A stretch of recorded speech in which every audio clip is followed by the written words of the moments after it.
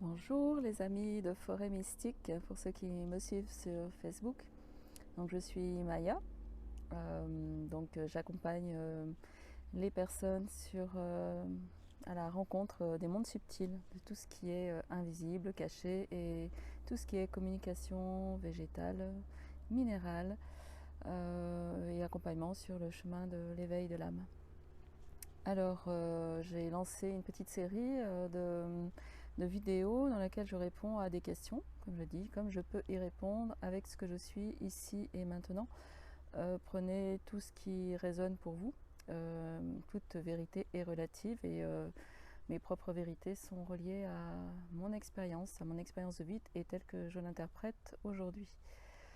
Alors, des questions, c'est sur les dragons. Les dragons, sont-ils proches, sont-ils éloignés, qui sont-ils pour nous? Alors pour essayer de faire court, je vais faire de mon mieux, de ma propre expérience. Donc ceux qui ont mon livre Aventure subtile connaissent peut-être un petit peu mieux l'univers des dragons et tout ce qui se passe avec eux. Donc je vous conseille fortement de vous plonger dedans si ce n'est pas encore le cas. Mais je vais essayer de résumer. Donc les dragons sont-ils proches de nous? J'ai envie de dire oui, oui, ils sont très très proches de nous. Ce n'est pas juste des histoires fantastiques. Il y a deux cas de figure déjà. Il y a des personnes qui, en s'incarnant là dans un corps humain, s'incarnent avec une âme qui est déjà une âme dragon.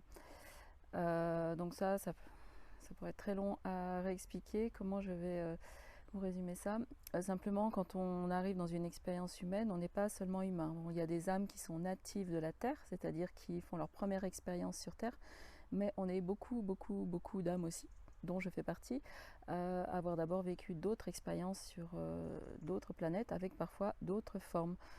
Et suivant la première forme qu'on a prise et qu'on a expérimentée, on peut dire qu'on est plutôt une âme. C'est comme ça que des gens disent moi je suis des Pléiades, moi je suis de Sirius, moi je suis patati patata, enfin voilà. Et il y a aussi des personnes qui ont été dragons, qui ont été pleinement dragons pendant des millénaires, des milliers d'années. Enfin, même le temps n'a pas de prise là-dessus. Enfin, c'est pas évident de mettre ça en temps linéaire. Et qui ont décidé, pour des raisons d'évolution personnelle et pour aider la planète, aussi à prendre une forme humaine. Donc moi, j'ai déjà eu des clientes qui répondent à ce cas de figure, qui sont des dragons dans un corps humain. Donc on va dire des dragons parce qu'ils ont vécu seulement une expérience de dragon jusque-là, pendant très longtemps. De même que j'ai rencontré comme ça des personnes qui sont des licornes ou etc., enfin des phénix. On peut rencontrer toutes sortes d'êtres assez étranges sur la planète, pour peu que l'on regarde avec d'autres yeux et une autre sensibilité, ce qui est vraiment intéressant. Donc ça, c'est un cas de figure. L'autre cas, c'est des êtres bon, d'apparence humaine, comme moi en ce moment, qui ont, à une époque passée, fait une alliance avec le peuple des dragons. Donc il y a beaucoup d'humains incarnés aujourd'hui, enfin d'âmes incarnées dans des humains aujourd'hui, qui, à une autre époque, que ce soit sur Terre ou ailleurs, ont créé une alliance avec un dragon en particulier. Et dans ce cas-là, il y a une relation très intime, très proche avec ce dragon-là. On peut même revoir, ce qui était mon cas, on peut revoir des scènes du moment où on a créé cette alliance. C'est vraiment une alliance qui va dans le sens de l'évolution spirituelle, hein. Il ne s'agit pas d'autre chose. C'est vraiment pour évoluer spirituellement. Les dragons sont des êtres aussi évolutifs qui sont là aussi pour certains sont là pour ensemencer la vie, d'autres pour créer des protections, mais ils ont des tas de missions différentes un peu selon leur origine, selon leur évolution aussi. Donc suivant avec lequel je vais y arriver, suivant celui avec lequel on a passé un accord d'évolution, voilà, on va vivre des expériences peut-être différentes.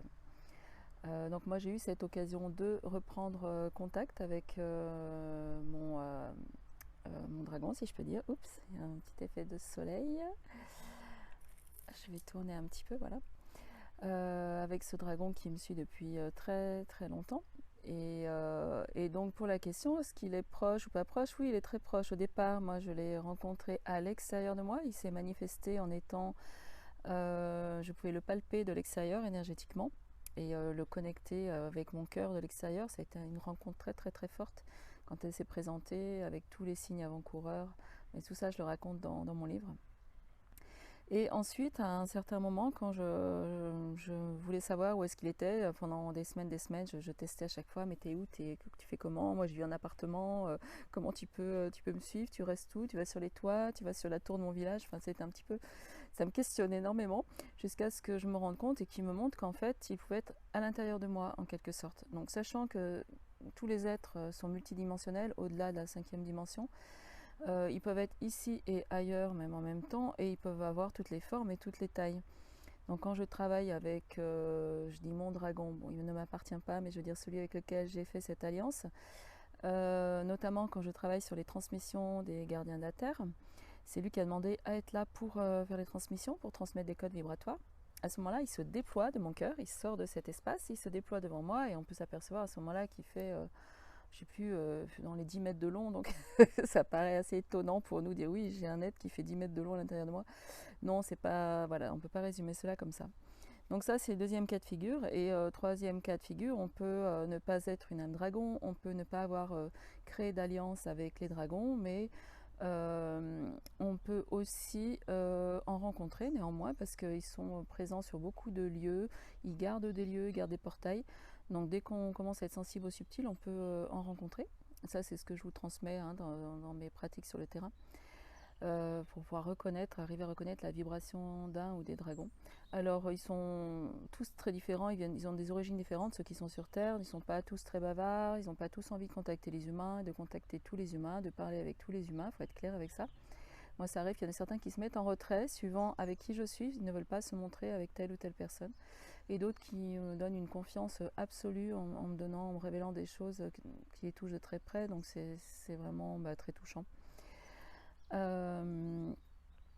Donc quoi dire, voilà, quand on n'est pas dans les deux premiers cas de figure, on peut néanmoins rencontrer des dragons. Et puis on peut aussi, il y a des alliances qui peuvent se créer encore aujourd'hui, maintenant, et notamment quand on est, je retourne d'accord, notamment même si on est thérapeute ou si on est énergéticien, il y a des dragons qui peuvent se montrer à nous pour nous aider. Moi, au-delà du dragon qui m'accompagne, j'en ai un certain nombre que je n'énumérerai pas ici, qui sont là avec chacun une mission particulière pour me soutenir et qui n'attendent que ça, que je fasse appel à eux ou à elles. Hein. Il y a des féminins, des masculins, des androgynes, enfin il y a un peu tous les cas de figure.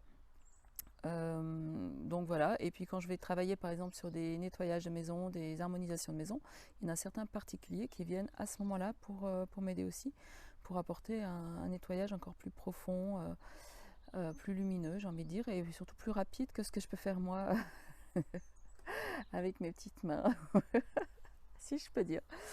Voilà, donc je sais pas, j'espère que j'ai répondu aux questions concernant les dragons telles que je le pouvais là, aujourd'hui, maintenant. Si vous voulez en savoir plus sur mes activités, eh bien regardez en bas, dans le descriptif de la vidéo, vous aurez des liens, un peu plus de renseignements. N'hésitez pas à me contacter. Merci à vous pour votre attention.